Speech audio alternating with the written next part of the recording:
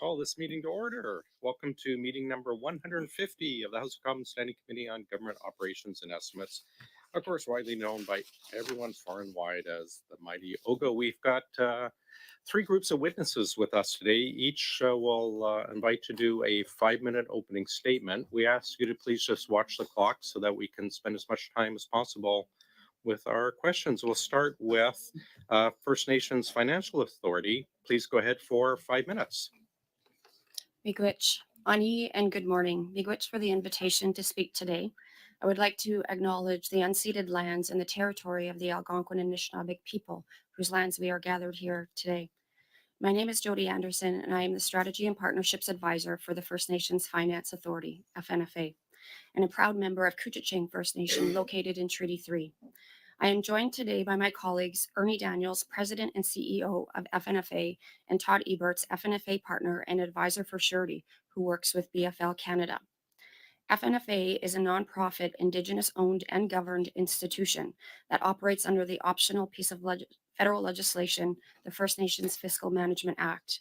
Our mandate is to provide financing and investment options to First Nation governments operating under the Indian Act. To date, the FNFA has successfully issued 10 debentures, raising close to $3 billion in financing for infrastructure and economic development projects for First Nations, with 0 defaults. Our financing model is recognized by 3 investment-grade credit rating agencies, including S&P Global, Moody's Investor Service, and DBRS Morningstar. I am here to speak about the challenges and barriers faced by First Nation contractors and construction companies located on reserve and their inability to access surety and bonding. Put simply, the Indigenous procurement must be improved and reformed. Section 89 of the Indian Act prevents the leveraging of assets situated on reserve land as security. And without security, a contractor cannot execute an enforceable indemnity agreement, which is a necessary requirement to gain access to surety bonding, which the vast majority of construction, civil infrastructure, and similar contracts with Canada require. Without access to bonding, an Indigenous contractor's opportunities are severely limited. I appreciate that in your last meeting, Keith Kahn, ADM of Lands and Economic Development at ISK, acknowledged the importance of surety and bonding. We urgently need concrete action to move this forward. To date, there are limited methods for First Nation contractors to satisfy the indemnity agreement and access surety bonding support, all of which include either additional costs or additional risks. These unfair costs and risk burdens have severely stunted the economic growth opportunities for Indigenous businesses. Thus, the continuation of economic oppression remains enforced by the federal government. Many of these affected contractors have the capacity and character to execute these jobs flawlessly, but many Indigenous businesses are forced to create joint ventures to help access the needed capacity and capital, which further perpetuates the formation of unnecessary joint ventures and the vulnerability of misuse. As long as Section 89 acts as a racist barrier to equitable access of capital, in this case to surety and bonding support, contractors that are subject to the Indian Act cannot freely pursue their economic development on equal footing compared to those that are not subject to the Indian Act. This is in direct conflict with the Articles of UNDRIP. The opportunity is clear. Removing inequitable and racist barriers will help improve the quality of life for many Indigenous businesses and people by providing greater access to project and procurement opportunities, allowing First Nation contractors to grow, build, and scale their businesses similar to our non-Indigenous counterparts. This also supports Canada to achieve its 5% procurement goal by including First Nation contractors more meaningfully in publicly funded construction projects and contribute to the infrastructure crisis that our nations are currently facing. Without changes, legitimate Indigenous companies are limited from accessing the government's Indigenous program. What is needed is a standalone bonding and surety fund to enable equitable access to bonding Indigenous contractors. We are currently working on a model to lead the development of an infrastructure-led fund. This fund would work to provide security and a backstop for Indigenous contractors. And when the infrastructure project is completed, this security would be released and then returned to the fund to be used by another contractor. We are requesting support from the federal government to establish a standalone fund to unlock this economic potential. First Nation contractors and businesses are often the backbone of our communities and have a lot to offer and are key to the success of these commitments. The FNFA stands ready with the trust of First Nation communities and our members and a track record of success to seek the viable solutions. Miigwech for your time, and I look forward to your questions. Thank you very much. We will now go to the First Nations Financial Management Board. Mr. Kalla, please go ahead, sir. Thank you, and thank you for the opportunity to appear before you today. I think the first thing I want to say is that it's in everyone's interest to get the Indigenous procurement policies and practices correct. It's the best way to get results for us is for First Nations themselves to be in a position of providing the design and supports for the procurement program, and you're going to hear from everyone today about that. You've just heard from Jody. I think you have to start by recognizing also that First Nations themselves were legislated out of the Canadian economy for much of Canada's history. We were denied the ability to leave reserves, get bank loans, get an education, hire a lawyer. Entering commercial contracts were near impossible. Most of my career as a member of the Squamish Nation has been designed in getting First Nations back into the economy. And the procurement policy is a great vehicle to support economic reconciliation. And while there may have been challenges with Canada's procurement policy over the last number of years, which we don't need to go into, let's not throw the baby out with the bathwater here. Let's get to the point where we support First Nations participation in the development and design of the policies that we need to support Indigenous participation in the procurement policy. I want to give you an example of what procurement policy can do for a First Nation. I'm a member of the board of Trans Mountain Pipeline, the expansion project. 24% of the contracts on the expansion project were provided to Indigenous businesses and partnerships that totaled nearly $6 billion since 2016. As the expansion moved along, TMX identified specific businesses opportunities along each section of the expansion project and communicated these to Indigenous communities and identified the potential partners through our vendor system. Indigenous businesses need to have a line of sight to the opportunity, and they need the opportunity to scale up to respond to the opportunities that are before them. So at the end of the day, what it meant to one particular community was very extensive. The Alexis Nakota Sioux Nation provided services to the oil field, forestry, and security services across Western Canada. And it had a significant impact in that community. It was the largest source of independent income for the Alexis and the largest employer of Alexis members. I think that that's important to understand, is that these are significant opportunities for First Nation communities as they move forward and looking towards economic reconciliation. I think that we need multiple activities to take place concurrently. Jody spoke about the need for bonding. We need to improve the access to capital, I believe, with NACA to be able to support entrepreneurs and moving forward to scale up their business opportunities.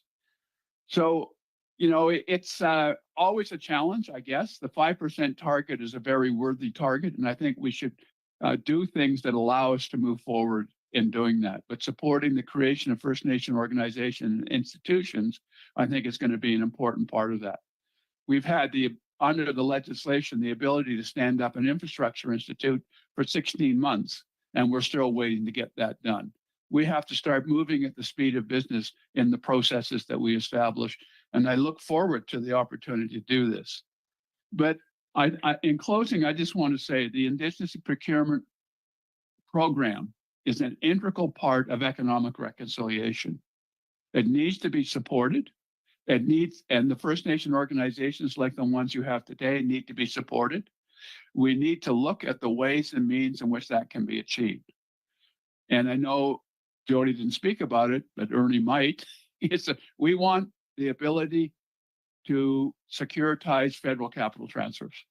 That's going to be an important way of supporting economic reconciliation, is to support that whole process of bridging the infrastructure gap. Thank you. Thank you, Mr. Kella. We'll now go to Mr. Metatawaban, please, for 5 minutes, sir. English, Ms. Way. Thank you to the Standing Committee. Shamitataban Dishin Hason, Bitabe Nochi, Mashkego in a knock and Ufahegon. My name is Shannon Metatawaban. I'm from Fort Albany, Ontario, and the Mushkegwa community has raised me. I want to say thank you to the Kitigan ZB community for allowing us to speak, to be here today. I'm the CEO for the National Aboriginal Capital Corporation, or NACA. In the 1980s, the government delivered an Indigenous business development lending program that was plagued by 85% losses. The program, that when it was transferred to Indigenous, it now celebrates 97% repayment rates. For over 35 years, NACA has championed Indigenous entrepreneurship through financing, training, and resources that foster success for Indigenous business owners. With over 56,000 loans deployed, totaling $3.3 billion, our network of 50+ Indigenous financial institutions are committed to economic self-reliance. A growing challenge for Canada is the prevalence of Indigenous identity fraud, particularly the federal procurement.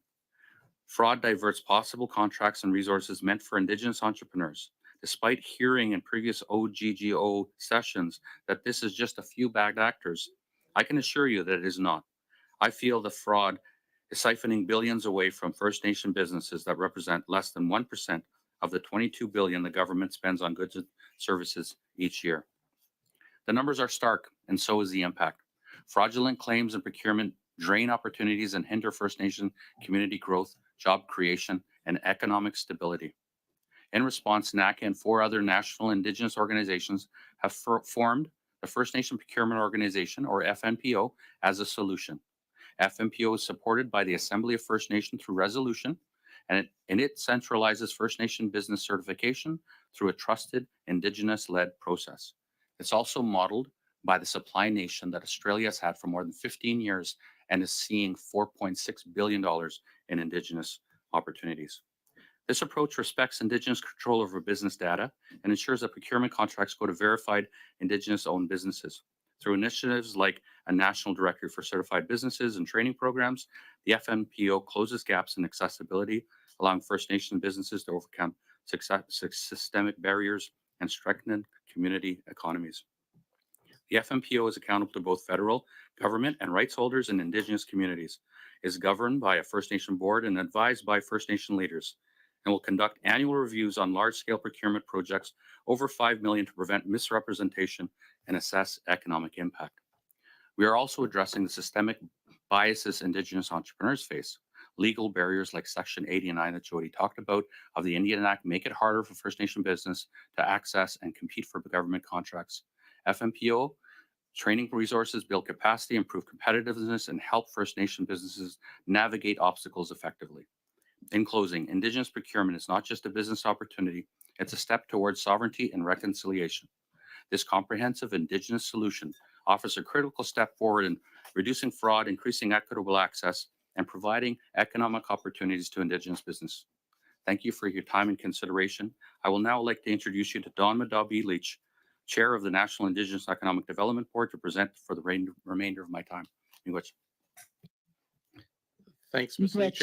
Sorry, Ms. Leach, I have about a minute, please. Oh, my goodness. I'm speaking to you today as the manager of the Wabatek Business Development Corporation, which is one of the 50+ Indigenous financial institutions that in Canada that invest in Indigenous businesses. Over the past 38 years, Wabatek has invested more than $150 million in Indigenous businesses, achieving a business success rate of 97%. From the beginning, our applicants have had to provide proof of indigeneity. This ensures that the financing we provide goes directly to verified Indigenous businesses. We have never accepted self-identification. I'm sorry, Miss Leach. I apologize. Yeah. I have to interrupt you. We're having a bit of problems with our translation. Can I get you to move the mic about half an inch lower away from your mouth? Okay, good. All We'll right. just see if that's, if you don't mind saying a few words, we'll see if that's better for our interpreters. From the beginning, our applicants have had to provide proof of indigeneity. This ensures that the financing we provide goes directly to verified Indigenous businesses. We have never accepted self-identification so that we could ensure Sorry, that. I apologize. We're still having technical issues. Can you move it maybe another inch further away from your mouth? Yeah. Thanks. We'll do our best. It's cutting into my time. Yeah, your time's up already. Is this better? Let's see. Is this Hold on. better? If you don't mind saying a few words. From the beginning, our applicants have had to provide proof of indigeneity. This ensures that the financing we provide goes directly to verified Indigenous businesses. We have never accepted self-identification so that we could ensure that the integrity of the financing and programming that we deliver meets the needs of the intended purposes to benefit and support Indigenous people. Our Indigenous financial institutions support the establishment of the proposed First Nations Procurement Organization, also known as FNPO. FNPO will be 100% Indigenous-led, single window support for Indigenous businesses to help them become procurement ready, to market their availability to provide goods and services to all levels of government, corporate Canada, and institutions across the country. I apologize again, Miss Leach. I feel really bad. Can you try moving it maybe about an inch up? Same distance away, but an inch up? A bit closer to your nose. Try again, Sorry. please. Okay. So what we're hoping that FNPO will do is help our businesses become procurement ready, market their availability to provide goods and services to all levels of government, corporate Canada, and institutions across the country. We also propose that FNPO will monitor, track, and report on Indigenous procurement annually.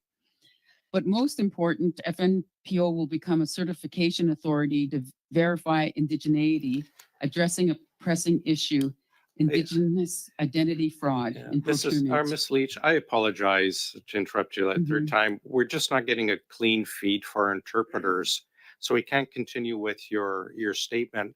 I think maybe what we'll do is we'll go to our round of questions, and I'll see if our IT folks can get in contact with you so that we can get you properly connected so that we can have interpretation. So we're going to Thank you. Thanks. We'll have someone contact you. So we're going to go on to our first round, but we will have someone contact you offline here. We apologize. So we'll go to Mr. Genuis for 6 minutes, please. Thank you, Chair. Thank you very much to all of our witnesses for very thoughtful and substantive opening statements that I think will significantly advance our work.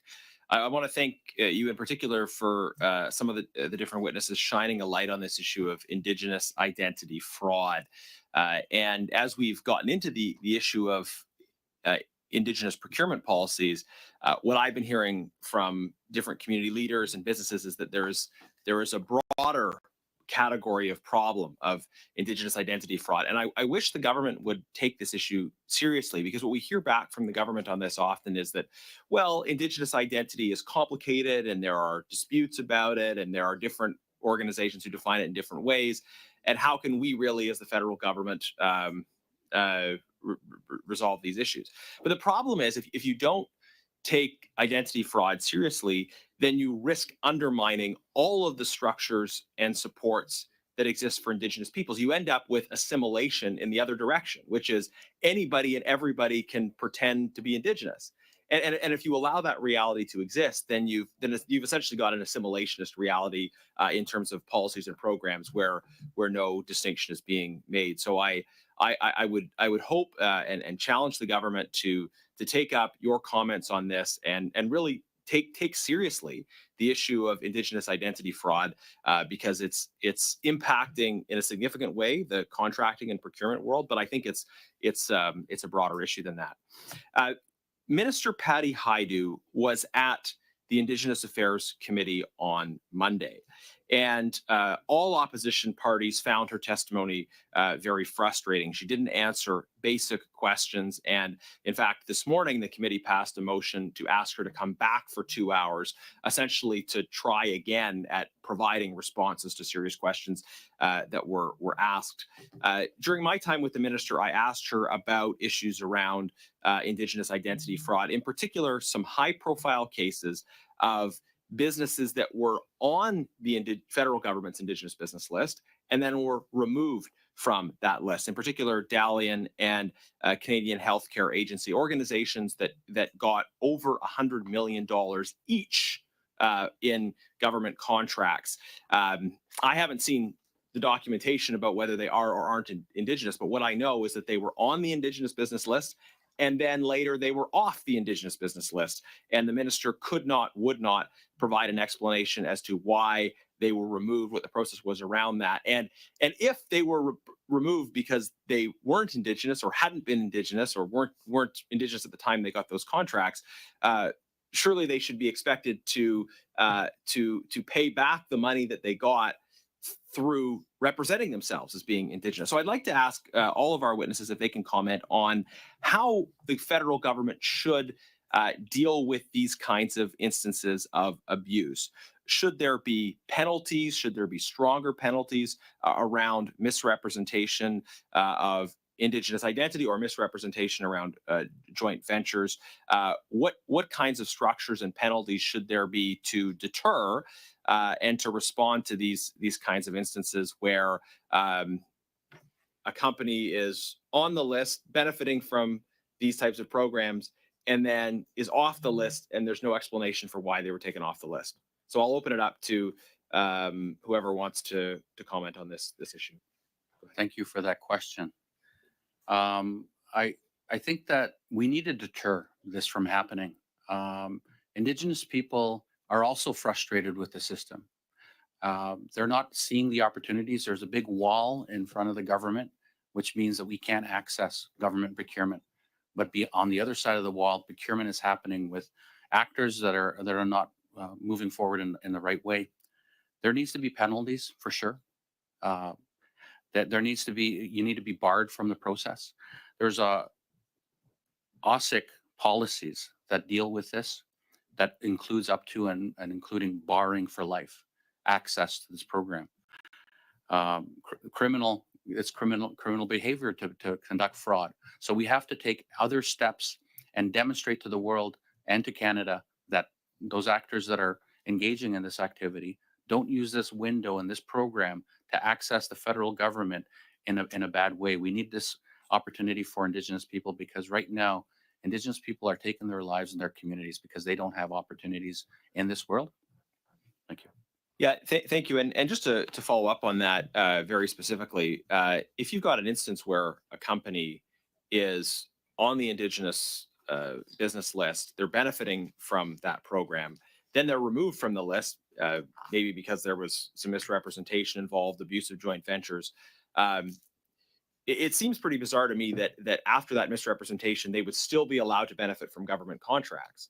If they're removed from the list because of misrepresentation, they shouldn't just be no longer on that list, but still able to benefit from government contracts. So if there's been abuses, they should be barred from government contracts in general. And it seems that Indigenous identity fraud isn't being taken seriously by the government at the same level as we might hope they are taking other instances of fraud. Just in the time I have left, if you want to follow up on that point. I agree with you. They need to be held accountable. This is fraud. This is criminal behavior, and you should be barred from doing any business with the government going forward. Indigenous identity fraud won't happen if it's handed to an Indigenous community.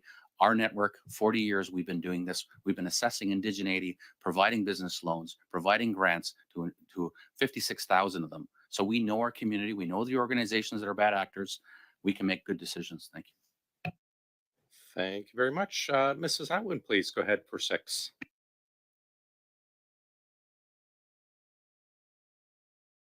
Sorry, you're muted.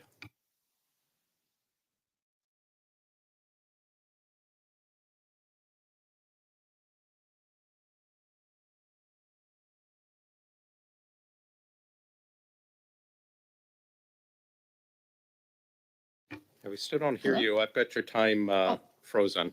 I think I'm Okay. back, Mr. Chair. Am I good? Perfect. Start from the beginning, please. Okay, thank you very much. And thank you very much for our witnesses for being with us to continue this very important conversation. And just right off the top, absolutely, the Government of Canada takes identity fraud extremely seriously. This is an important, again, discussion that we're having today to get to the bottom of this, to improve and strengthen this very important procurement strategy that is indeed supporting Indigenous businesses and is a key pillar to economic reconciliation. So that's what this discussion is absolutely about today. And it's so important to hear from these witnesses with their background and expertise in this. I also really wanted to thank Ms. Anderson specifically in your opening. You provided very clear recommendations for us. I very much appreciate that we're putting forward solutions. I think that's really what we're all trying to get at here today. I'm going to move to Shannon Mitawabin. I'm saying your name wrong. I apologize. So you mentioned the idea of a First Nations procurement strategy organization. And on September 24th, Regional Chief Joanna Bernard also told the committee that AFN and its partners are working on this. So we know that it's got First Nation Finance Authority, First Nation Financial Management Board, and National Aboriginal Capital Corporations Association all involved with this work, which is fantastic. Can you please provide an update on those efforts? What is it like working with all of those organizations, and what are kind of the steps moving forward, and how can we kind of see this organization come to fruition? I think what we try to do is start this process in a good way. So we received an AFN resolution in 2019 to provide us with the mandate to do planning for procurement with the federal government. So we've been doing that for 4 years with the federal government. It was called the Indigenous Reference Group at one time. Indigenous Services Canada rebranded the whole process and started another co-development table. We have tried to work with the government on this process. I've experienced delay after delay. AFN has provided us a second resolution in order to launch the organization. We have 5 Indigenous organizations that are collectively see the value in working together to stand up a new organization. We need to build the infrastructure, hire the people, and get this thing going. But we're having difficulty with Indigenous Services Canada supporting the initiative. So I'm a Parliamentary Secretary to the Minister of Indigenous Services Canada. So how can we support you in this endeavor? I've sent a letter to Minister Hadjiu, so has the National Chief. I've sent a letter to the Prime Minister just to get recognition and respect the AFN resolution. But at this point, we still haven't seen any response to that. And do you know if there are similar undertakings for Inuit and Métis partners? Yeah, because of the distinct programming that the federal government does, the other heritage groups are also trying to contemplate their own processes.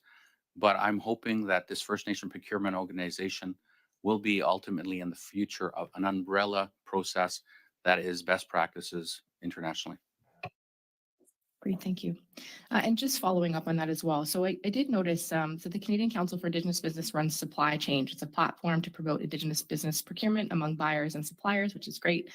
In February 2024, in a Win Speaker article, the president of the council commented that a First Nations procurement organization may delay progress and create confusion by duplicating efforts. Could you respond to concerns about duplicating efforts, and to what extent would these initiatives overlap, or how would they differ? Well, in 2021, CCIB was part of the planning process. They removed themselves in 2023 because they said it competed with their process. But we are planning collectively to this Indigenous procurement organization.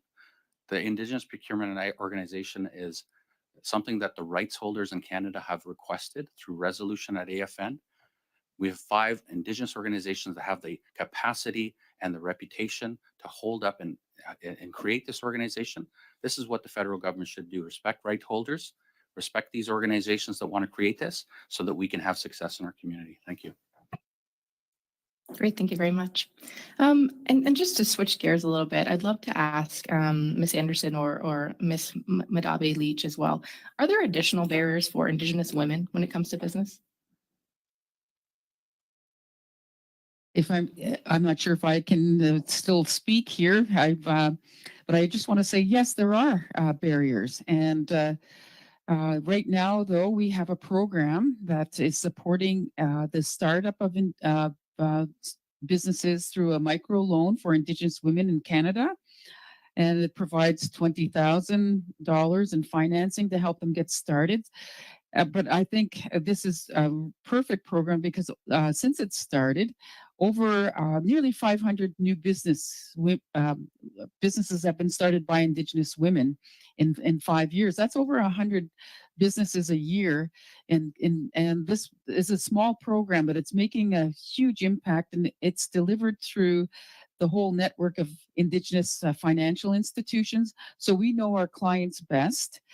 We're able to, as I mentioned earlier, verify indigeneity of all the applicants and make sure that the funding goes to the people to which it's intended. And we're seeing women starting up in all kinds of different economic sectors. In fact, we now have 9% of our women earning revenues of in excess of $1 million a year, which is huge for us. So there's some really great impacts now in including Indigenous women in business. Thank you very much. And Ms. Anderson, if you'd like to add. Thank you. I'll leave my comments with Dawn Madabi and move on. She covered it very well. Thank you. Thanks very Great, much. thank you very much. Mrs. Vignola, please. Merci beaucoup, Monsieur le Président. Thank you, Chair, and thank you to our witnesses for being with us today. I have so many questions, you have no idea. Some witnesses have talked about conditions imposed on the First Nations, which are not imposed to other business owners in Canada. Could you tell me about how those conditions differ and what the impact is, positive or negative, on Indigenous procurement? We'll begin with Mr. Metatawabin, then Ms. Anderson, please. I think the most obvious one is the Indian Act, which is a racist policy that's been implemented on our people that placed us away from the markets into tiny reserves all across this country. There's 634 First Nations all across this country, all at varying levels of capacity and poverty, all looking for an idea of prosperity for their people. Now, this procurement program gives them a little glimmer of hope of accessing some opportunity. But I used to work for Anglo American, and we had a De Beers diamond mine. Implementing impact benefit agreements for business opportunities takes time, takes thoughtfulness. You have to disentangle large contracts to make bite-sized opportunities for Indigenous communities. I think the government has a great opportunity to redefine how you do procurement to enable Indigenous entrepreneurs to enter into that door.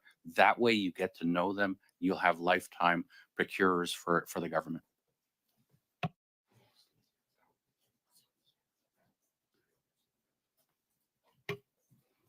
Thank you very much for your question.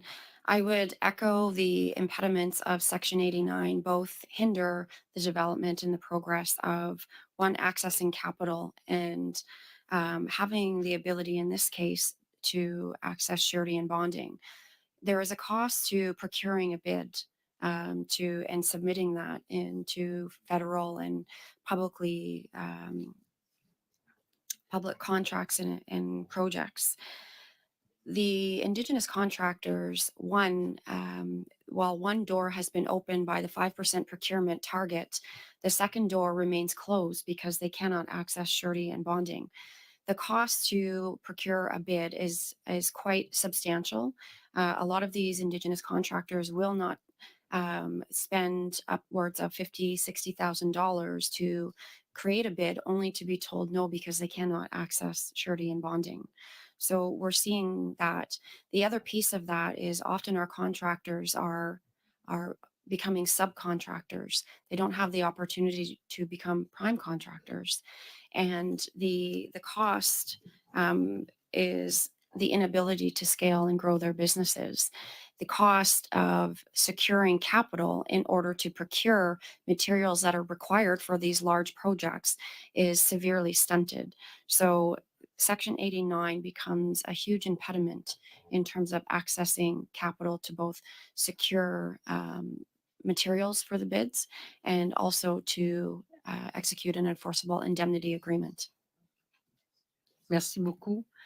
Thank you.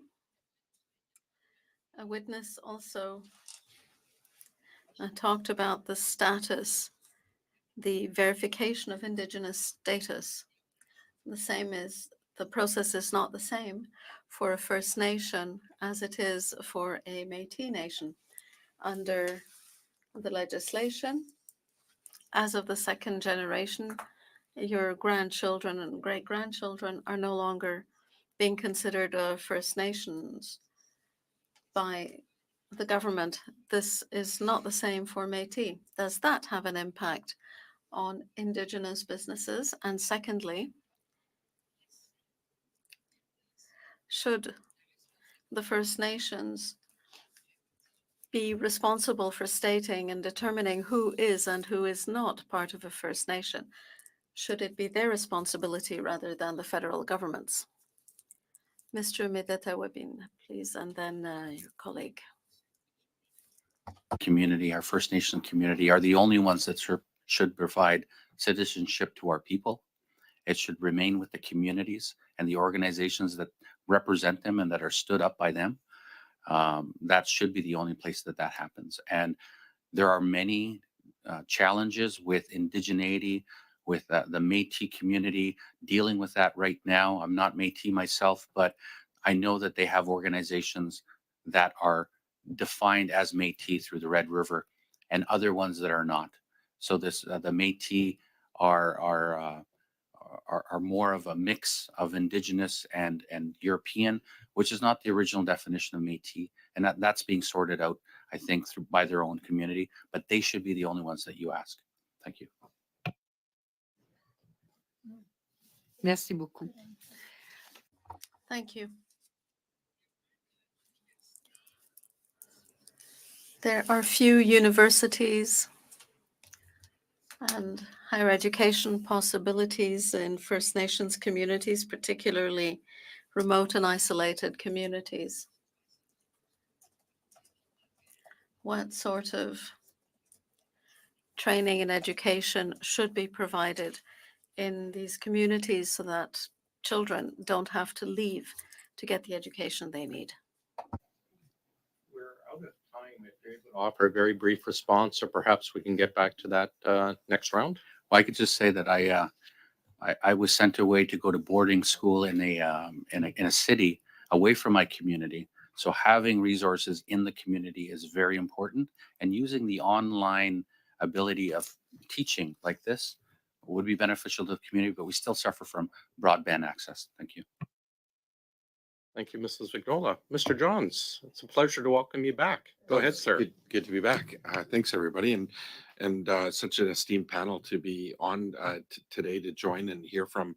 And I feel so hopeful. Actually, I know it's been difficult, some of the challenges and barriers, but hearing from you, I'm also extremely hopeful. And as I was telling Ms. Anderson earlier, that Carol Ann Hilton, who is, I think, one of the greatest leaders globally on Indigenous economic reconciliation, who runs the Indigenous Institute,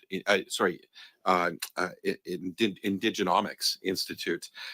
She's from Heshquit Nation, which is in my riding, and she's an incredible Nuu-chah-nulth leader. And so I'm really privileged to have heard her talk about the opportunity of creating $100 billion economic opportunity with Indigenous people in terms of procurement.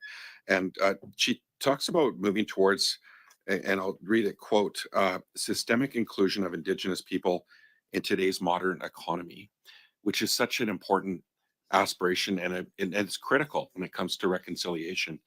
Maybe Ms. Anderson, can you give an evaluation of how close we are in terms of systemic inclusion of Indigenous people in today's modern economy? Thank you, Mr. Johns. That is a big question, and yes, Carol Ann has been doing wonderful work. I think what we're seeing is systemic barriers that still exist under federal acts, as well as federal policies that need to be looked at and reformed with the co-development of our nations, and asking or including what our nations feel would be best and how best to proceed. We see a number of policies that still exclude the opportunity to participate in economic opportunities right across the board. And in terms of how close are we, to addressing that, there has been a lot of work in a number of areas. We still have a long ways to go. In our work, we have done and chatted very closely with the Surety Canada Association to ensure that they are aware of a lot of these barriers and what is it they have come to us to say, how can we help, how can we support, remove these barriers from a public standpoint. So that continuous work needs to happen, and the inclusion of a number of bodies right across Canada. So you talked about some of those barriers, Section 89, and I think also I'd like to hear a bit more some of the barriers for Indigenous contractors on reserve versus off reserve, and how Section 89 comes into play and what needs to change. Thank you for that question. So I'll use a very simple example. I, as a status Indian, if I was to own a company, a construction company on reserve, and there was a bidding opportunity, and you, Mr. Johns, as being part of our non-Indigenous allies, if we were to both say that we had $2 million in assets that we could potentially leverage, my assets could not be leveraged or utilized to secure any type of collateral or security simply because I'm located on reserve and deemed a status Indian. You, however, would have that ability. So it becomes inequitable right from the get-go. What we're asking is to have a backstop so that those assets could be earmarked and utilized through this fund so that we could both have equitable access to the bidding process. So not only does it create barriers to access the contracts, but also it forces a lot of Indigenous businesses on reserve to be subcontractors. Can you talk about how that limits the opportunities to scale when it comes to businesses and access capital to be able to grow that business? Yes, thank you for that question. I'm going to ask my colleague Todd Eberts to give an example of what we have seen in British Columbia. Thank you so much, Jody, and thank you everyone for the opportunity to be here today. It's a great question. We've seen companies in BC, specifically around the time of the flood washouts from the atmospheric river in November of 2021, that had access to bonding. These companies were qualified. They had the assets to use as security to gain bonding support. And when those washouts happened and the Ministry of Transportation had to call on these contractors to do that work, we saw companies go from revenues of $20 million a year to $20 million a month for the duration of that repair work. That opportunity simply doesn't exist to a contractor who can't achieve bonding support. And Section 89, as Jody mentioned, provides barriers to achieving that support. So these contractors that can't have bonding support because they are subject to that act are, as Shannon put it, relegated to bite-sized opportunities. So bite-sized opportunities that don't require bonding. In BC, as an example, on infrastructure projects, that's a contract value of $200,000 or less. So if we consider the inflation of labor and material costs over the last few years, that's a very small amount of work to break into a $200,000 contract. Can you just speak briefly about how, that again, you've got Indigenous people on the ground in a situation like that who know best how to respond, and how that colonial kind of system comes in again, bringing in outsiders to deal with it, in responding to a problem like that.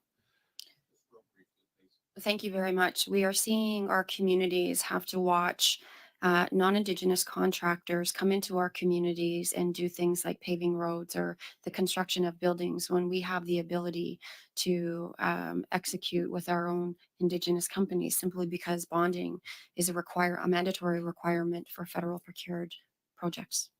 Thank you much. Thank you, Mr. Johns. Before we start our second round, I think we've got Miss Leach's headphone worked out. We're going to just, if you bear with me, colleagues, we're going to spend 15-20 seconds. Maybe Miss Leach, she can say a few words and we'll see if our interpreters can hear you properly. Yes, I just wanted to reaffirm what everyone has been saying, and in terms of Indigenous involvement directly in delivering programs, We know what works best for our people, and whenever we've taken on programs, we've had more success as well in delivering those programs and helping our clients to obtain contracts and to grow their businesses to meet the needs in our communities. Is that working any better? So. We'll try. If anyone has questions for you, we'll do our best. I apologize. Oh, I feel so sad that I can't participate. Yeah, no, I understand. It's we run into this from time to time. We'll do our best. Mr. Genuis, please, for 5. Thank you, Chair. Mr. Metatawabin, are there any specific instances of abuse that you have seen that you would like to take this opportunity to share with us about? Well, we don't have the list. I've asked for access to the list so that we can begin to assist the government, start to certify the businesses that are on there to assist you in finding the bad actors that you're looking for. I have the same list that the Global News came up with. And I've had 2 entrepreneurs sit in my office and tell me their story about how they were part of Nisha, and they were part of Pure Spirit, I believe it's called, and how they were sold the opportunity to make a lot of money by being part of a process that never materialized. The non-Indigenous owners of the company took all the benefits, and they were left standing with nothing. So there are a lot of opportunities to dig into the list, but of the 10 that the Global News looked at, 7 of them are questionably not Indigenous. So if you use 70% as your indicator of the entire 2,500 list that they do have, then you're seeing that there's a huge challenge, and it needs an immediate audit, and it needs to be an audit that includes us, because we need to certify a list when it transfers to us anyways. Okay, I'm going to try to cover a few different things in my time, but just very quickly back to you, sir. Would you support then the proposal to have the Auditor General do a comprehensive look at this and make recommendations? If they know who's Indigenous and who's not Indigenous, I'd say yes. Okay. But it's got to include us. Right. Okay, fair enough. Ms. Anderson, in the context of your recommendations around access to capital, would you be able to comment on the Alberta Indigenous Opportunities Corporation model and how that has impacted Indigenous business in Alberta? Thank you for the question. We at the FNFA have not had the opportunity to do a partnering with the AOIC as an acronym. However, my understanding is that they are doing good work, that they are very happy with being recapitalized on the addition. I would default to Mr. Calla or Mr. Daniels if they have any further comments on this. Does anybody else want to weigh in on that as a model? Well, it's Harold Calla. I'll start it and invite Ernie to join me. Access to capital requires the cooperation of both provincial and federal governments. Section 91 and Section 92 of the Constitution have complicated the relationship between First Nations and the provinces and what has been provided to the provinces by the federal government. And so it's important that both the provincial and federal governments have a line of sight to the value of creating opportunities for economic development for First Nations that have impacts on provincial and national economies. Access to capital is the biggest barrier to doing that. And it's in both governments' interest to ensure that First Nations are in a position where they can get access to some of the initial capital that's required, particularly for larger projects. So it is very successful. It's a model that's being emulated by other provincial governments across the country. The issue that you have is every government is going to have to come to grips with the order of magnitude of the economic opportunity before First Nations. And so the $3 million or the $5 million, those are but a drop in the bucket of what has to eventually be provided. Thank you. Can I just jump in? And there may be others that could comment after I do, but I think a really important piece of this is in terms of improving access to procurement for Indigenous businesses, we have to look at what the barriers are and have been. You can't just set a target and say, job done, right? You have to say, what are the various barriers that have prevented opportunity in the past? So access to capital, the bonding issue, inequalities in terms of access to education are things that I've heard a lot about from Indigenous businesses.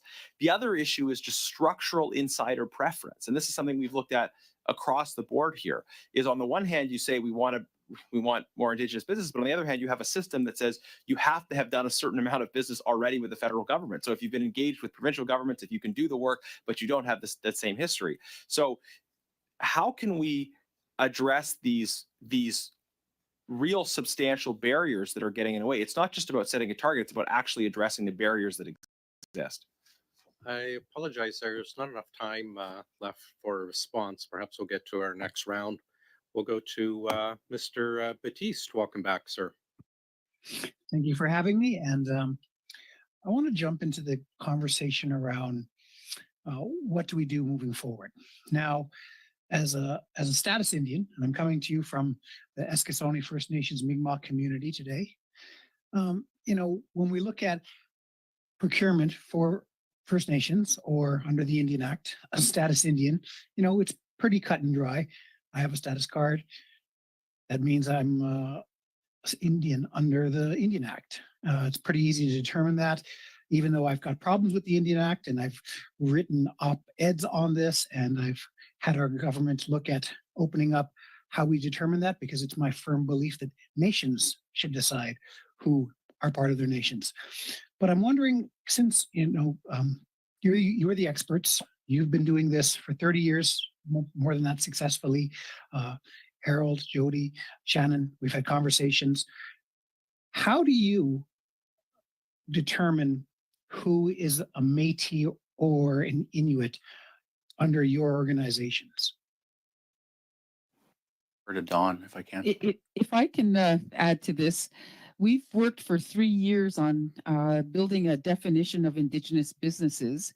And so we have worked with the diverse heritage groups to establish what do they consider as the proper sources of the indigeneity. So for on this national Indigenous definition of Indigenous businesses, we do have organizations that and communities specifically that we go to verify that indigeneity.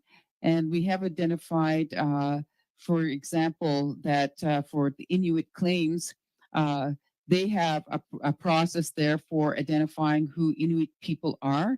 Of course, recently they've had to update the process because there have been some breaches in terms of people getting through and being recognized.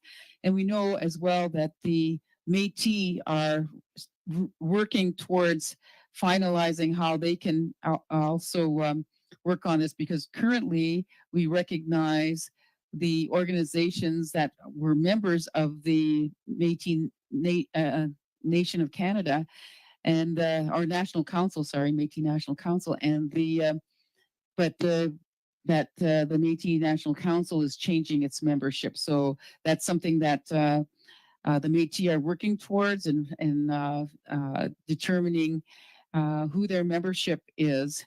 And that's we're awaiting those results. So is it fair to say that this is an evolving topic when it comes to Métis and Inuit identity, and that there is no one criteria that is currently available to any organization to simply determine this?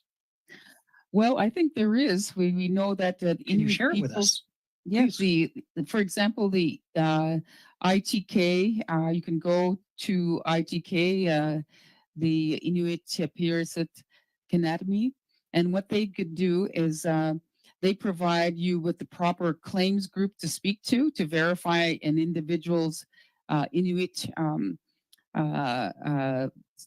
status, I'll say.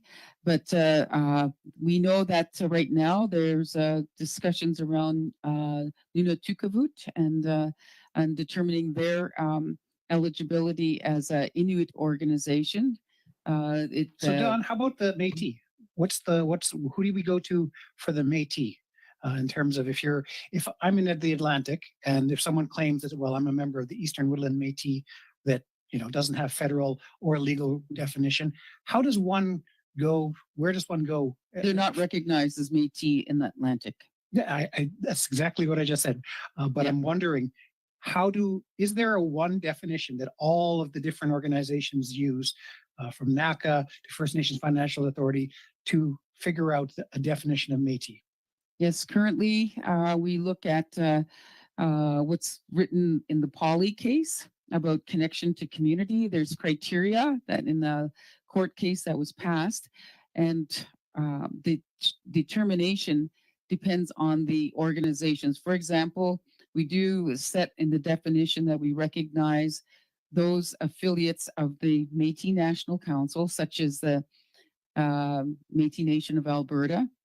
We know that the Manitoba Métis Federation has done extensive work on identifying who a Métis, Red River Métis are. So there are groups that we've identified in the definition who we would go to determine whether or not there's their membership or their citizen who applying for business programming is eligible. So we go directly to the source to verify and to ensure that they meet the definitions of community as set out in the Poly court case. What if it's a Métis Nation of I Ontario? apologize, BC? Mr. Batiste, but we are Yeah. past our time.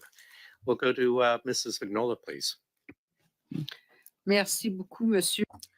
Thank you, Mr. Chairman. Ms. Henderson, Mr. Metadawabin. Last week, officials told us that talks were underway with the First Nation, Métis, and Inuit about transferring responsibility for maintaining a directory of Indigenous businesses and to transfer those authorities to Indigenous communities and nations.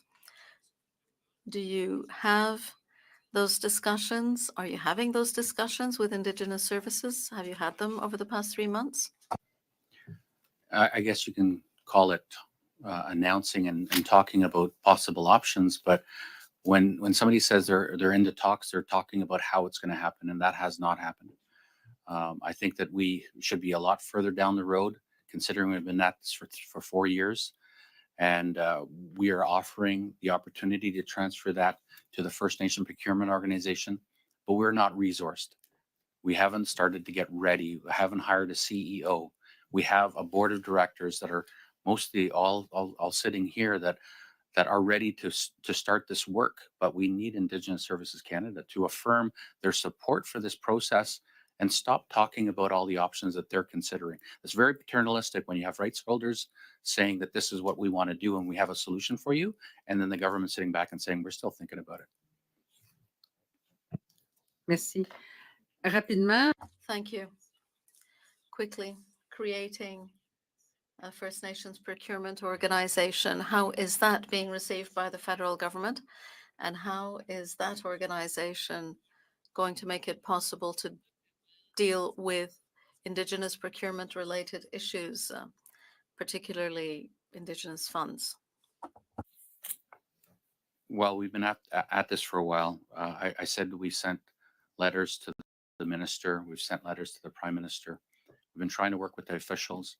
We had a process for 4 years. It was called the Indigenous Reference Group, talking about there's 2 parallel processes, fixing the things that are going on with government right now, called a short-term process, is what we were told. That's what the government was using to transform internally right now. But we are always talking about a long-term process to transfer responsibility to an organization like ours. So that those 2 things need to be working in parallel. But I've been ghosted for like a year. So we were talking last year, but they haven't engaged us for almost a year. They started a new process and rebranded the co-development table and calling it TIPS. So that just started. So they're starting all over again, is what I feel. Thanks very much. Mr. Johns, please. Mr. Wittatawabin, you talked about Australia and maybe you could share some of the examples around the world where there's leadership when it comes to procurement and leadership around economic reconciliation and how it's driving economic reconciliation. I know the US, for example, my understanding is they've also had some great success. Yeah, our idea about First Nation Procurement Organization is an idea that is already existing in the ecosystem. We all met at the Organization for Economic Cooperation and Development, where we met with Supply Nation. They talked about their best practice of procurement. They've achieved $4.6 billion right now. We talked about the IFI, the Indigenous Financial Institution, as an international best practice in deploying capital to Indigenous entrepreneurs. So we're connected internationally. We just need to implement and stand up all these best practices, and that's what the FMPO is. Again, back to Caroline Hilton from Indigenomics, the institute that she's running. She's doing some work around Indigenous economic data and AI. Maybe Ms. Anderson, I saw you nod. Do you want to speak about how important, having that Indigenous economic data, investing in AI when it comes to Indigenous businesses and procurement specifically, and where the government's at right now? Sure. Thank you for your question, Mr. Johns. When it comes to data, there's no shortage of how often our communities are data mined right across this country. And data sovereignty is a term that is extremely important to our nations in terms of owning and having a say in terms of how that data is used, particularly if I reference OCAP. As we move forward, it's very, very important that evidence-based and informed decisions are made through the use of accurate and updated data from our communities. We do feel that there is a existing gap that exists, and particularly as it relates to access to capital. I would urge the government to look at Indigenous-led solutions, which have come forward in terms of owning and managing our own data.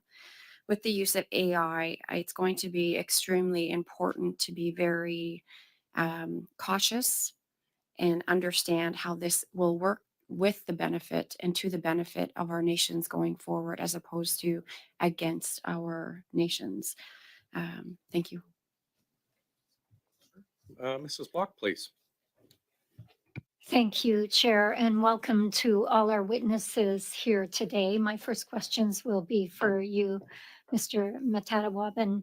Earlier, you mentioned the letters that you had sent to the Prime Minister, the Minister of Indigenous Services, and others to get recognition of the AFN resolution. Can you advise this committee how long ago you sent those letters? Well, me and Dawn actually ran into Minister Hadjiu at our Indigenous Prosperity Forum in May, and we told her about the Indigenous Prosperity at the First Nations Procurement Organization, and she liked the idea. She said we should accelerate this because it sounds like a great idea, and we offered Keith Kahn the opportunity to certify the Indigenous business list right then and there. After that, we sent a letter to Minister Hadjiu through the national chief, and I think that went in August, and we sent the Prime Minister a letter, and he's responded and let us know that we should deal with the minister. So we're trying to access the right officials to ensure that this initiative is elevated to the level that it needs to be. Okay, so it has been almost 3 months since your conversations or your letter to Minister Hadjiu, and not really much of a response from the Prime Minister. It is my understanding that one of the purposes of the FMPO is to facilitate and coordinate advice to the Government of Canada in establishing a policy and legislative framework necessary to achieve the 5% Indigenous procurement target across the whole of government. But according to the report on the mandatory minimum 5% target, $1.6 billion or 6.27% of all contracts were awarded to Indigenous businesses. So on the face of it, it would appear that the government has already exceeded its target for 2024-25. In fact, just last week, the Deputy Minister of Indigenous Services said they had surpassed the 5% target. What is your response to that? I'll tell you the response I give to the officials when I was at the AFN Assembly in a dialogue session. I don't believe it. If we're not part of measuring the metrics and ensuring indigeneity of the people on that database and the contracts that are let, then you can't believe anything that that is presented to you. Until I'm involved in something and our colleagues are involved in developing what we're measuring, who we're measuring, and using this Indigenous business definition that we created, then I'm not going to accept any target. Thank you.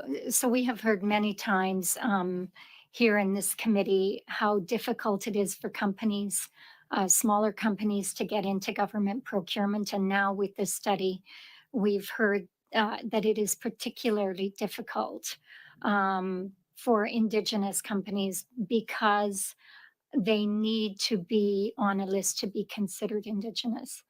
Can you speak to the difficulties encountered by businesses you have worked with trying to get into government procurement? And how does it differ in the private sector? I used to deliver business loans more than 25 years ago. I used to work for Dawn. So we would provide business loans to Indigenous entrepreneurs. And when the government first announced procurement as an option back in late 90s, early 2000s, I directed all my entrepreneurs to go to that program. Not one of them saw any benefit because the procurement process is so stringent, and frontline managers that make procurement decisions, they won't take a chance on an Indigenous person, an Indigenous business. They go with who they know. So it's a very much inside kind of process. So our Indigenous entrepreneurs need to be provided with a wholesale change in the procurement process, disentangle the large contracts, create new subcontracting opportunities, and we're there to help make that happen. Thank you. So how does that differ in the private sector for Indigenous businesses? Well, in the private sector, it makes good business sense to work with the people around you. Now, if you're looking at Suncor, you're looking at Anglo American, you're looking at some of the major projects all across the country, and Harold knows about the Trans-Canada Pipeline. It makes good business sense to make sure that you're utilizing the people around you, making sure that they're part of the business opportunities. They don't need a target. They just need to know it makes good business sense, because that'll ensure the success of that project, because mitigating risk is the big thing that every corporation tries to think about. And by including Indigenous people, they're ahead of it. They know that it makes good business sense. Thank you. Thank you. Mr. Thank you. Sousa, please. Thank you, Chair. Thank you all for being here. I guess I'm going to go with two lines of questioning. I'm going to start with Mr. Daniels and then Mr. Metatawawan. I would like to capture the essence of this afterwards. And this is in regards to Section 91, 92, and 89, the issue of financing and the enablement to provide success for the Indigenous members within the community to benefit from access to capital. So if I understand correctly, Section 89 was provided to protect the ownership, right, of the properties, to ensure that lenders and others wouldn't be able to then utilize collateral and then realize on that security, presumably to the detriment of the members of the community, if those particular ventures were to go awry. And of course, a lender will look at the capacity of the issue as well as the collateral in order to base their decision. Hence, we have this matter at hand. So, Mr. Daniels, can you explain how this came to be and what has been some of the issues with private lenders to support these contracts or these opportunities?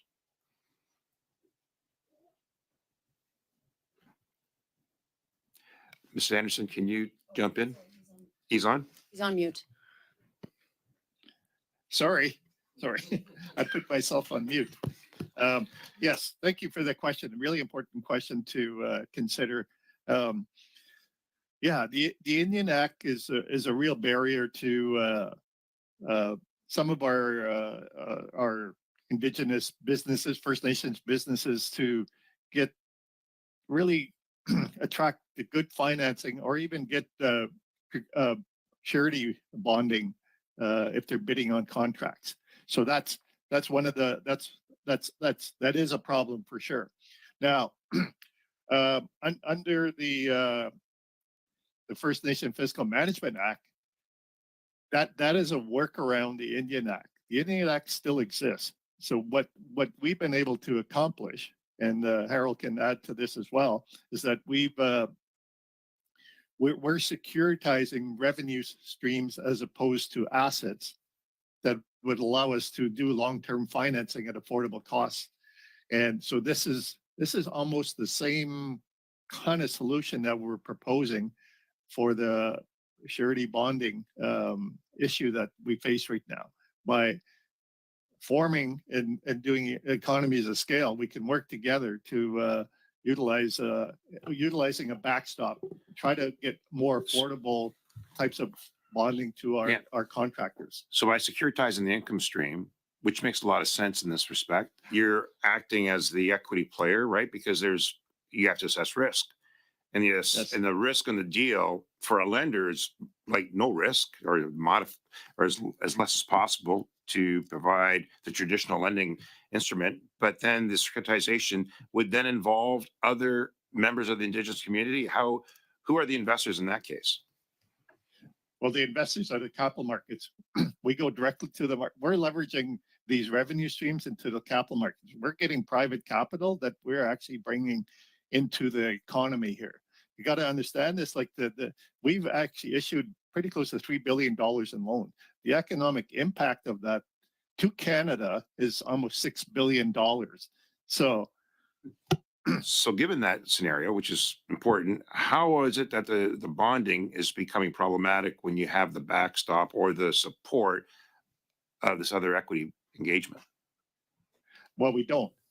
That's the problem. We don't have the backstop. We need the backstop that would allow us to access a cheaper cost of bonding. And so, if I can, under the First Nation Fiscal Management Act, the work that we've been able to do is that with credit ratings that we have and the quality of the revenue sources, like a procurement contract would be a government source of revenue, which is really high in terms of risk assessment. It allows us to get a lower cost of financing. A lower cost of financing then means more net income or more net revenue to a nation to do other things.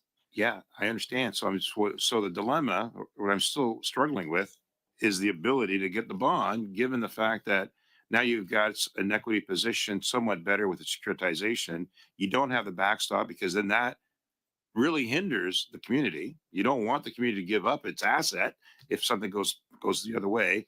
So the lender and the institutions that you're going to provide for the bond is going to look for that alternative. And so what is the solution then? The solution is there's a few things. Sorry, somebody was talking there.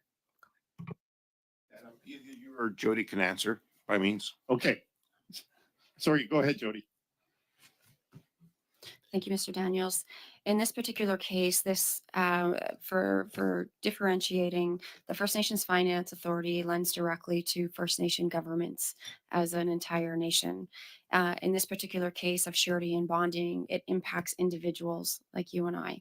So what is required is a stand-up fund that is directly related so that assets earmarked. So I gave the example earlier to Mr. Johns. If I have $2 million worth of assets, that cannot be securitized or used as security by the underwriters and the bonding facilities that require that in order to execute an indemnity agreement. So very similar to how you and I would buy a home or another asset, we have to show that we have the ability to pay that back.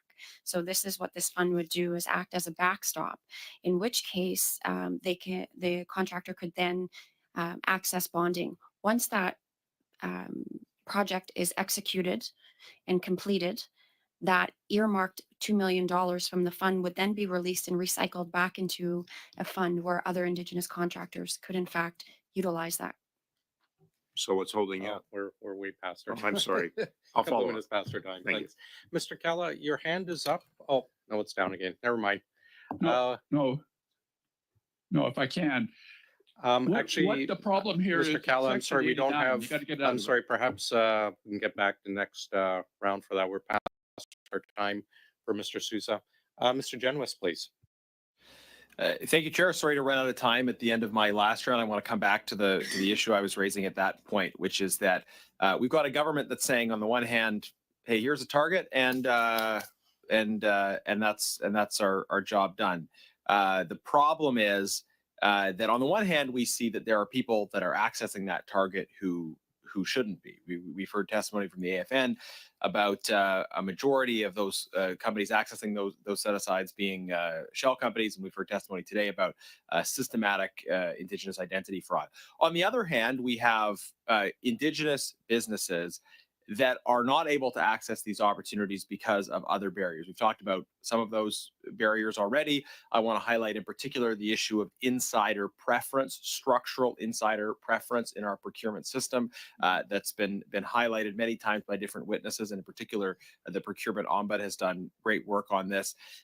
Things like requirements of having a history doing business with the federal government that don't make a lot of sense. If you're a business that has the capacity to do the work, has done the work for other levels of government, perhaps even, you might be prevented from accessing certain procurement opportunities because you have to already be in the club to get these opportunities.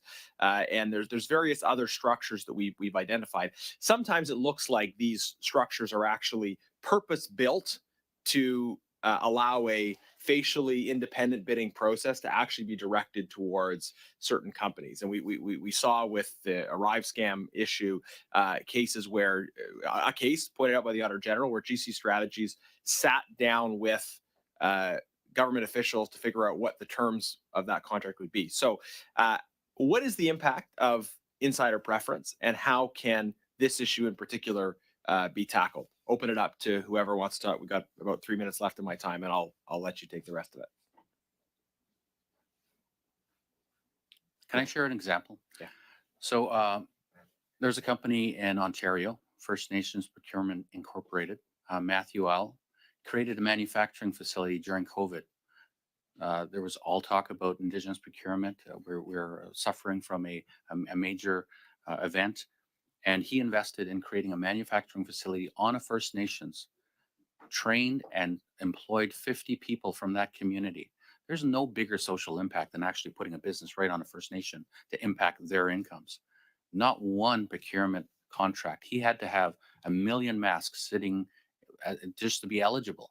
But because of this insider process and not being a known entity, was not. He was promised by different politicians that you do it and it'll come, but he has lost out. He is harmed by this whole process, and we have to stop that harm. There's Indigenous entrepreneurs looking to change their lives, bring prosperity to our communities. We need to change this process so they can get in. Thank you. I'd love to hear from others on the insider preference issue as well. We've got some time. I'll speak to the matter of surety and bonding. In this case, I, again, as a status Indian, if I'm living on reserve, don't have the ability, which forces me to create a joint venture with somebody else who can, in fact, access surety and bonding. This perpetuates the, not always, but sometimes the misuse and the misrepresentation of funds that are set asides for Indigenous people. Again, getting back to looking at preventative measures of fraud, these are systemic issues that currently exist. We cannot have monies going to Indigenous businesses that are unverified. And if you think about it in the terms of a credit rating, I will never have an opportunity to grow, scale, and have my business known because I'm constantly having to create a joint venture simply for the fact of ease and ability and affordability of capital and capacity. There's been a lot of talk today and previously about abuse of joint ventures. I wonder if, in terms of thinking about the targets and being honest with ourselves, we should evaluate those joint ventures a little bit differently. Like if we're trying to get to a specific target, we should acknowledge that if there's a joint venture where some of the benefit may be going to Indigenous company, a lot of the benefit isn't, counting that fully as being towards the 5% of the seems a little bit misleading, because if most of those 5% are joint ventures, then we're actually much further behind in reality. I'd be curious for your comments on that. To be clear, not all joint ventures are done illegitimately and are done in bad faith. However, this creates a potential loophole for perpetuating the misuse and misrepresentation of funds that are set aside and in fact earmarked for Indigenous businesses. So preventative measures are definitely something that we need to look at. The policy in which to have the ability to get on the Indigenous Business Directory is something that we hope to be consulted with, so that we as Indigenous people can have a say in terms of how this impacts our folks. And if I may add, we do have in our Indigenous business definition that we published how we assess joint ventures, whether or not they're legitimate or not. So we do have a process for that in our definition. Thank you very much. We'll go to Mrs. Atwin, please. Go ahead. Thank you, Mr. Chair. Is my sound coming through okay? I thought I would check before I begin. There was some feedback last time. Give us 2 seconds. Can you keep speaking, please? Yep. I've got some noisy kiddos that just came home who are very excited for Halloween. So you might hear them in the background as well, but hopefully that's not the interference that we've got going on. Are your children saying they're saving candy for the chair? I could arrange for that, Mr. I Chair. think that's what I'm seeing is going to be in the blues. Oh, you're good to go ahead. 5%, Mr. Chair. Yeah. Thank You're you good very to much. go ahead. Thank you. And perhaps I'll just begin. Mr. Kella, I know you had you wanted to jump in there with a previous question. Did you want to elaborate on anything that was said so far? Yeah, thank you. I'm, as an Indigenous person, frustrated by our continual approach to work around the Indian Act. I think it's high time we start looking at how we get rid of the Indian Act. We have a whole series of opportunities that First Nations have taken advantage of, from Mr. self-government Kella, agreements to I treaty apologize negotiations. to interrupt. Can you lower your mic maybe a tiny bit? How's that? Just keep going, sir. Yeah, what I'm saying is that we need to focus on not working around Section 89 ultimately, maybe in the short term, but we have to find a longer term solution that moves us outside of the Indian Act, particularly when it comes to economic development and finance and capital. So, and I think we lose sight of that. I've been involved in a lot of years in moving around the Indian Act and trying to avoid it, but ultimately it doesn't result in equality between ourselves and non-Indigenous Canadians. And I think we need to eliminate, as Ernie has said and others, we need to eliminate Section 89. And sometimes there's optional approaches that need to be considered to achieve that. Thank you. Thank you very much. And I want to thank you as well. I mean, I know you've given your life's work, to ensuring that, as you said, Indigenous communities are back, in economic development. And so, I mean, how are we doing? As you said, you've seen a lot over the years. I know you worked a lot through the First Nation Fiscal Management Act. Could you speak to that experience and kind of where we've come? Well, I think we've come a long way, but in coming a long way, we started to identify the further impediments that we face, and those have been clearly identified here today. I think where we're at is understanding that government has a role to play, and they're starting to play that role. But I can tell you, we started talking about a federal loan guarantee in 2012 under the former government.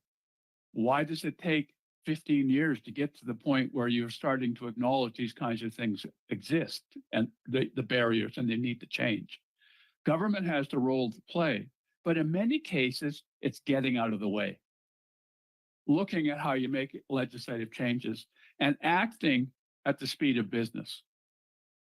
As you can't have these conversations ongoing and ongoing and ongoing that require policy analysis and development in perpetuity. Sometimes you just got to make a decision and move forward and understand not everything's going to be perfect all of the time.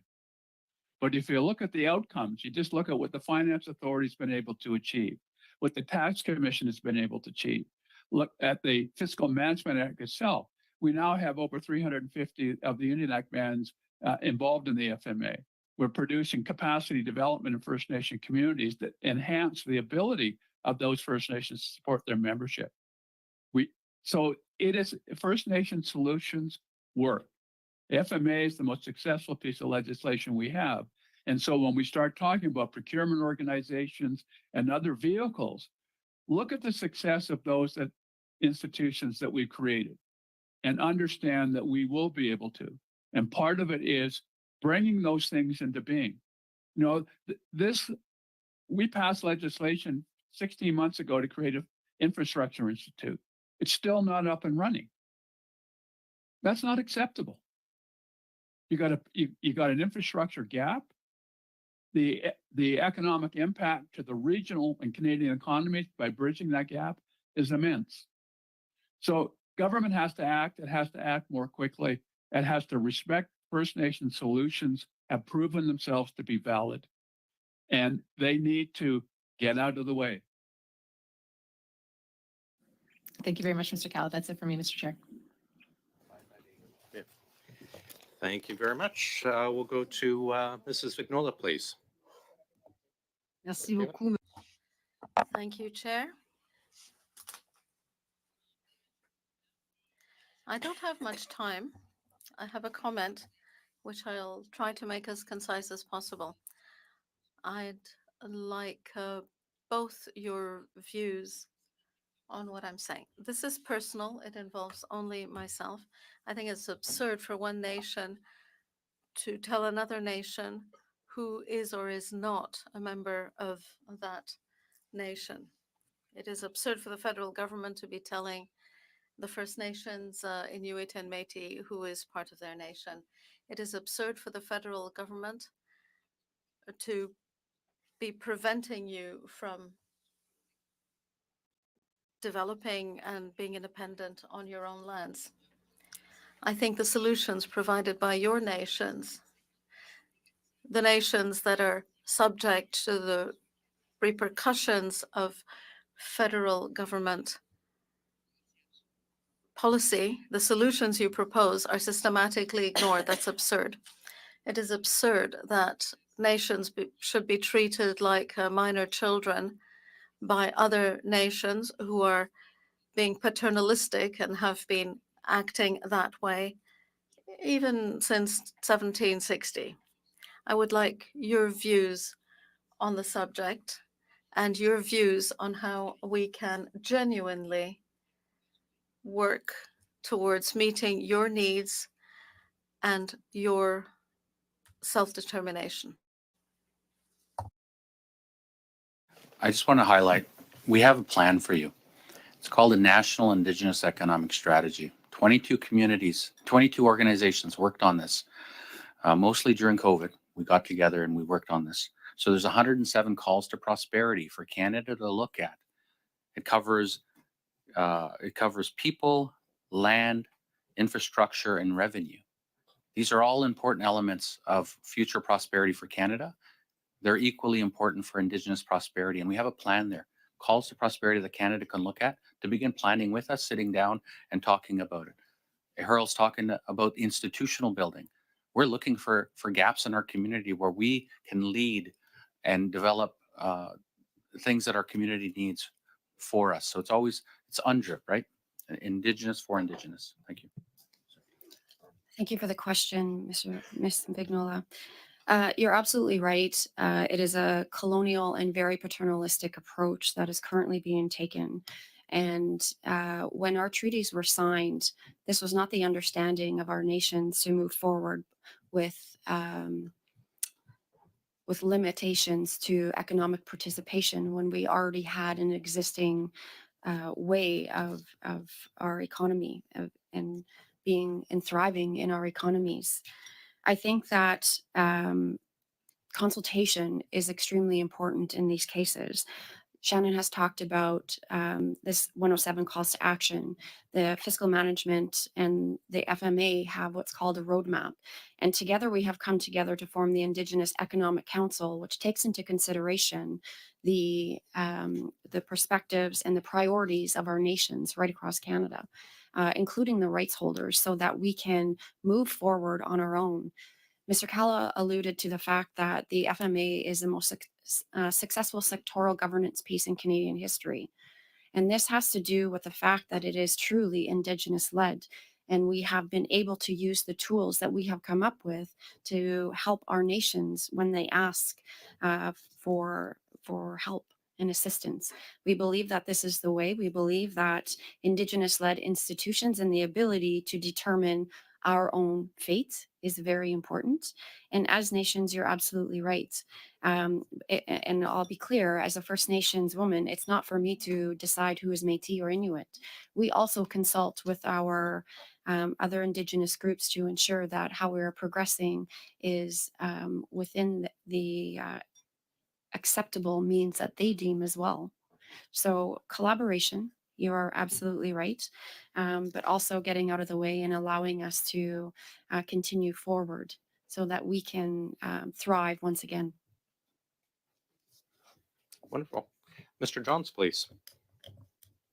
Thank you again, and really appreciate your powerful testimony today. As New Democrats, we've always been, focused on removing systemic biases, from the procurement process. I'd like to hear a bit more about that, and I think, also, we heard you talked about the government ghosting you, that you haven't had a response from ISK, and just how shameful that is, given the government's commitment. They say that Indigenous peoples are their top priority. Do you feel that is happening right now, in terms of the relationship, in terms of a nation to nation relationship? And maybe you could speak about how important it is for all departments to have a reconciliation lens, because I don't believe that it should just be ISK. I think CERNA has a role to play. This is rights and reconciliation. This is their commitment on UNDRIP, on free, prior, and informed consent, and self-determination. Do you believe that the government should have a cross-government approach in terms of supporting the 5% target as well, because it should be every department taking that approach? And because I'm just I'm flabbergasted and humiliated too that the government hasn't responded to your requests. So maybe you could speak a little bit about that. Well, it was 2017. I think we had a big gathering where we identified all the barriers. And one of them was that the government departments had more than 200 programs collectively through federal, provincial, and municipal that targeted Indigenous economic development, but nobody was aligned on a common strategy. The regional development agencies used to align on Indigenous strategy, but they're all in their own regions doing their own thing. I think that we're recreating the wheel way too much. And we have an opportunity to work with all these organizations that are here today. You have a strategy, a roadmap strategy from First Nation Financial Management Board, and a National Indigenous Economic Strategy. You have an economic council to work with. You have the tools necessary to align government departments to educate themselves. The NIS has a call to prosperity called an Indigenous Economic Reconciliation Action Plan. For corporate, for government, do your own mini IBA, impact benefit agreement, on your hiring, your awareness, your employment, and post those so that everybody sees them, so everybody knows how serious you are at making sure that Indigenous people are participating. Thank you. Add to that, I mean, we're talking a lot of money when it comes to government procurement, $20 billion a year. The government had an auto theft summit. I'm not saying that auto theft isn't an important issue, but this is clearly a much bigger opportunity and an issue as well, because of the failure of government to move at the pace that it needs to. Do you believe that all departments should be coming together and having a summit and moving rapidly to respond to your needs. Maybe Ms. Anderson. Sure. Thank you for your question, Mr. Johns. I do believe that there are some departments under this federal government that approach reconciliation much more efficiently and genuinely than others. And there are some great practices. I will make a mention to ADM Keith Kahn and his department in terms of asking what the priorities should be from the community and not coming in and telling and rolling out programs in terms or through the eyes or lens of the government. They are truly seeking feedback and doing the consultation and doing the hard work, no matter how hard that seems, to ensure that they have the understanding and the blessing of the rights holders that these programs will often impact. When I'm speaking to the regional offices and folks that have the decision-making authority, I often ask, who has been to my community of Couchiching First Nation? And more often than not, there are no hands that go up. My plea to them is, please understand, when you are making decisions in your position, you are impacting my family and my community without having known. And that is still a paternalistic approach and not necessarily given the blessing of our communities. So that consultation piece is absolutely critical to the success of reconciliation in this country. You heard a lot today about Sorry, the just concerns. a quick one, Mr. Johns, please. Sorry? Just quick, please. Okay, with the bottler situation that happened with Dalian, and Rita Cadet said, she fears that Dalian's procurement policies are another example of monetization and theft using the trauma of marginalized communities. And can you talk about how much harm that caused? That, and I believe it's fraud that they hired. I mean, Bottler didn't want that. They didn't know that they were being used like that, and that they were totally opposed to being used as a set aside because they knew that they didn't qualify. So they were calling it out. They were coming forward. But can you talk about how much harm that created, and in terms of capacity building as well for companies? I apologize, but if you're able to give a brief response, I know it's difficult, but Sure. if you're able to offer a brief one. I would go back to the building of capacity in financial literacy in our nations and having the ability to spot these illegitimate companies and asks and close these loopholes right from the onset. Thank you. Mrs. Kusi, please. Thank you very much to all of our witnesses for being here. My name is Stephanie Kuzi. I'm the Member of Parliament for Calgary-Mindapore, which is the land of Treaty 7, as well as Métis Region 3 for Miigwech. So Miigwech for your presence here today. I wanted to continue on the stream of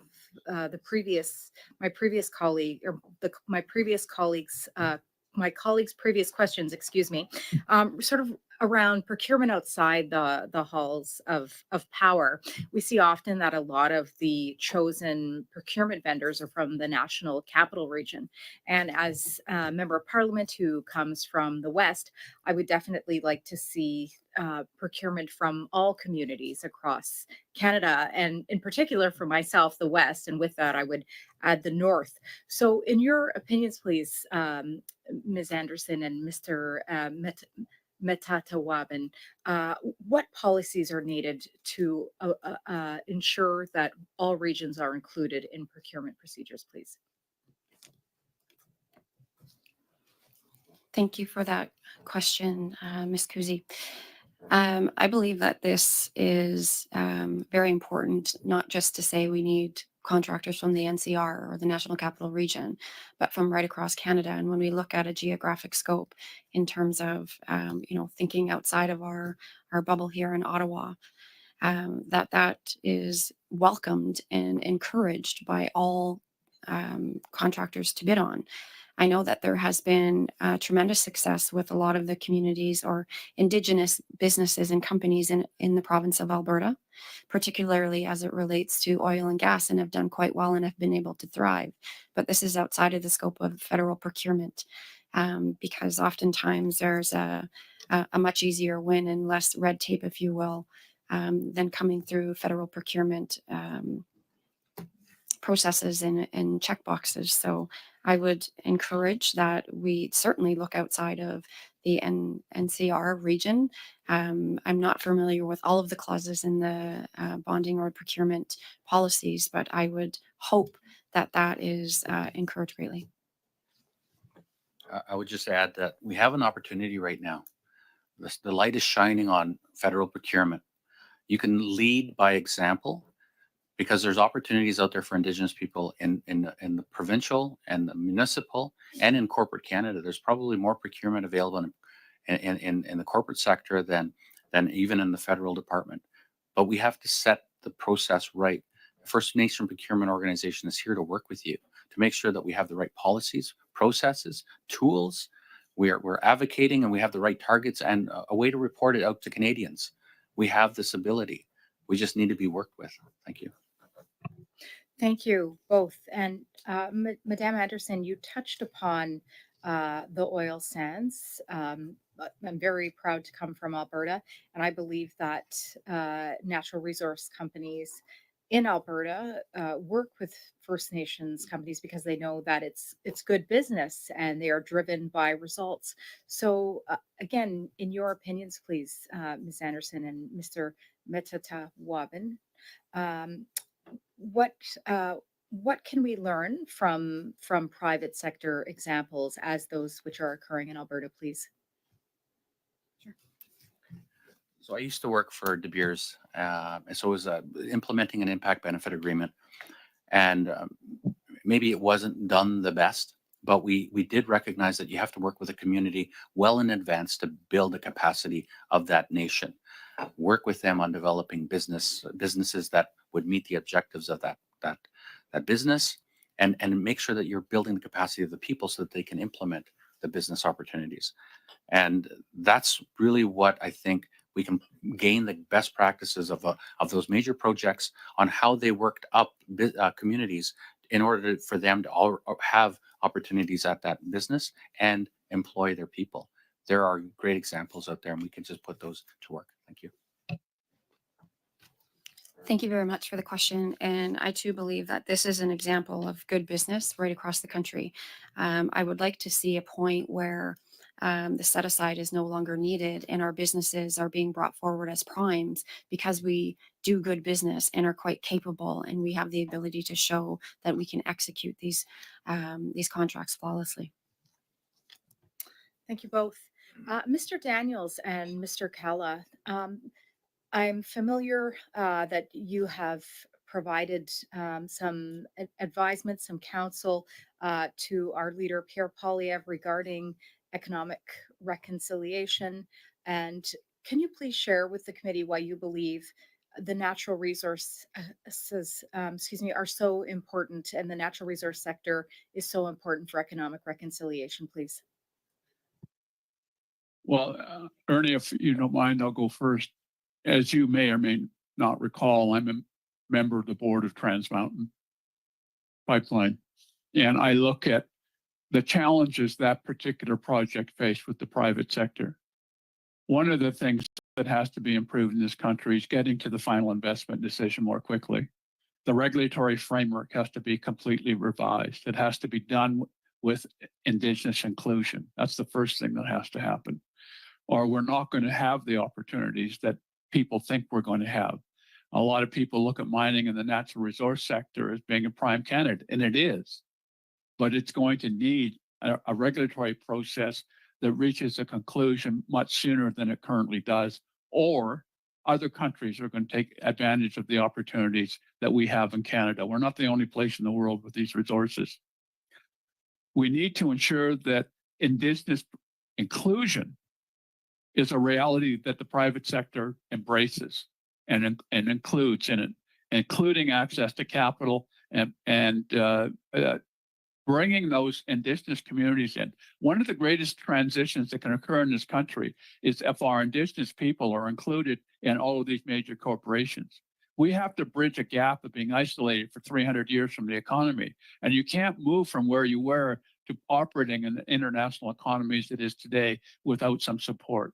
One of the greatest things that can happen is for the private sector to bring us in bring our students, bring our professionals into their businesses. Like, Shannon has described today. He's a classic example of what can happen in that situation. So that's very critical. But I think accepting the reality of there needing to be First Nation inclusion in economic development, and we can all have different opinions about the various legislative pieces and court decisions. But the reality is First Nations are going to have a say in this country about our ability to harvest natural resources. And let's just get over the attempt to avoid that, embrace it, and engage in process that yield for outcomes. Everybody jumped up and down about the Trans Mountain Pipeline until it opened up. And now everybody's saying, when are we going to build the next one? Because of the economic impact to Alberta. And I know it. I mean, we have to get to the point where Indigenous and Trans Mountain made a business decision that it would include them from the very beginning. And they were ahead of the curve of everybody else. That's now the standard. And if you look, I would encourage everybody to go and look at the ESG report of Trans Mountain because it really identifies how we embrace the concept of economic inclusion. So I think that has to happen more broadly, and it is going to happen, or we will lose opportunity. What would happen in British Columbia in 2008 is going to happen in 2024 to the natural resource mining extraction sector if we don't embrace access to capital, inclusion, and the regulatory framework. Thank you. Thank you very much. We'll finish with Mr. Batiste, please. Go ahead, sir. Thank you very much.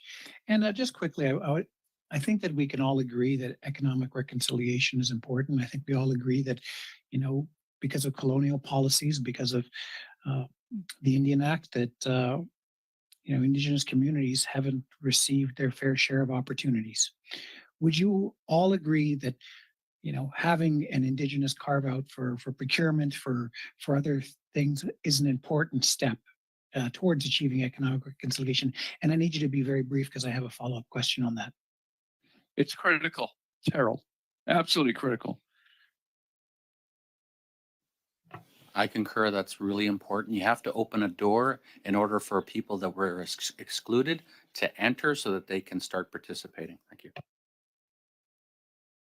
I also agree. Thank you. Thank you for that. And the reason I asked that question is because my fear is that some are using this procurement study to say, well, it can never work. It's not working, and we should stop this. We should make cuts. We should stop helping Indigenous people, close the gaps on the reserve, addressing these harms, and creating pathways to prosperity. But I also know that whenever there's money for Indigenous people, as a First Nations person, there's always been those who are willing to take advantage. I mean, if you watch the Martin Scorsese movie Killers of the Flower Moon, you could see even when the Indigenous people inherit great wealth, there are those who will do whatever they can to get their hands on that wealth. So how do we stop the abuses? That's the question here. And I think it's pretty straightforward when it comes to First Nations. We have status Indians, but how do we stop those from fraudulently claiming Indigenous identity? Because we had mentioned the Pauli test, and the Pauli test has three important things. And that's first, self-identification, which is pretty easy to say. I've always said I was Indigenous. There's also the ancestral connection. You could say, my grandmother or my great-grandmother was, Métis or Inuit. But the third part is very difficult under the Pauli test, community acceptance.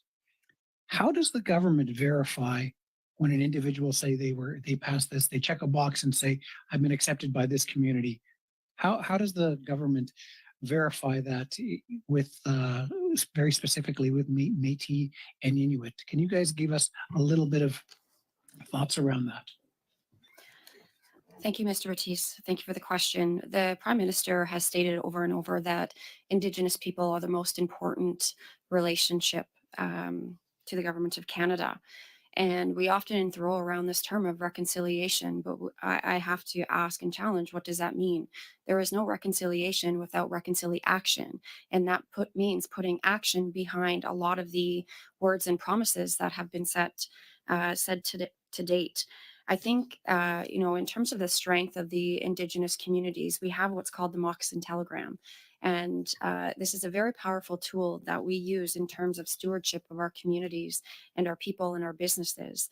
We have the ability as First Nations people and as Indigenous people to reach out to the communities to indeed verify. And this has been done in the past, particularly with academic people and other key folks that are claiming to be Indigenous. When we have the ability to do our own investigation and looking into this, we often find the truth. And I think that belongs, again, with the Indigenous community and up to us, not the federal government, to do that. Ms. Anderson, I as a First Nations person know what you mean by the Moccasin Telegram. But if I was to put that in a recommendation, how would you describe that? It's the power of community and the ability to reach out to community very small. And in this, I guess the parallel would be it's a small world and our communities are very small. We have the ability and power to reach out to our rights holders right across this country to verify both indigeneity and the workmanship of our community. And do you businesses as think well. that should be led by a ministry, a committee, or by the First Nations, Indigenous nations themselves? Thank you, Jaime. My answer was that it's always should be Indigenous led, and leading back to that, we see significant improvements when we are allowed to manage and develop our own institutions and our own policies. Would anyone else like to add anything on how we can ensure proper verification? I would just like to add that we have some great examples of organizations that have taken on the responsibilities provided to them by the government of Canada, and we're vastly successful. And we need to do this. The First Nations Procurement Organization should be your mechanism to ensure that we verify business eligibility using our tools that we've started to create with business definitions and begin working with the government to make that happen. And so I don't believe I have a lot of time left, Mr. Chair, on this. And as You can go for about another 2 minutes. Okay, well, Harold, did you or Ernie, did you want to add Yeah, anything to this on verification and how our government can work using first Indigenous-led models to help the verification process? Well, I think the government of Canada determines who's a Canadian citizen. First Nation government should be able to determine who their citizens are. And that should be the threshold, in my view. We're facing some severe challenges in our communities now because of Bill C-31 and memberships are declining. We have to be in a position where we start to address that issue of who is going to be a member of a First Nation, or we're going to achieve what has been sought, in my view, for a long time, and that's the elimination of the Indian, because we won't have any status Indians if we're not careful. So I think we have to be in a position in our community, we know who the nations are. And in the historical context, we would adopt people into our nation. In much the same way somebody who comes to Canada can become a citizen of Canada by virtue of their participation here. So I think who is Indigenous is something that can be left to First Nations themselves. And you've got organizations like we're contemplating here who can assist. What I will close by saying is what we need is reporting. And what's coming down the line to all governments is the notion of reporting on some of these things. And it would be something that you might be wise to look at, because we need to be in a position. The international investment community is looking for confirmation that Canada is doing what it said it was going to do. Implement UNDRIP, doing these things. And what we don't have is verifiable reporting. And I can tell you through some of the work that we're doing around ESG with the International Sustainability Boards and CPA Canada, there's a level of reporting that's going to come within 2 years that even will surprise some people, but it'll be very positive because it will allow for there to be a direct line of sight to some of the indicators that are supposed to be present in, for instance, economic reconciliation for First Nations. Oh, sorry. Go ahead. Yeah, may I Just- just add that just we still briefly. have a racist policy in the Indian Act, which removes membership of First Nation people called Section 1 or 6.1 and 6.2 that defines who an Indigenous person is. And that today they're still removing Indigenous people as being First Nation because of these racist sections that still exist. And I would agree with you both. And I invite you to read my op-ed that I released on June 21st that said exactly that, an agreement and saying that I'm really glad that the government has taken steps as of December to change that. Wonderful. Thank you very much, Mr. Batiste. We'll send you a bill for the advertising from the Oak Committee. Witnesses present and online, thank you sincerely. I think it's been a fantastic meeting. You've been wonderful, very informative witnesses, so thank you very much. If you have any documents you wish to share, or if you did not have time to answer any questions but wish to do so in writing, please send it to our clerk. They will be very welcome. To my committee colleagues, thank you today as well for fantastic questions. Very proud of the questions you put forward today. And again, sincerely appreciate the answers and the time that you spent with us today. With that, Thank you, Mr. Chair. I just wanted to thank you on behalf of our side for reallocating the time, allowing for those questions and allowing for the time for the witnesses to not only complete the thoughts, but actually come up with clear recommendations. So on our behalf, thank you very much. I think that's on behalf of all of us. So thank you very much. And with that, we are adjourned.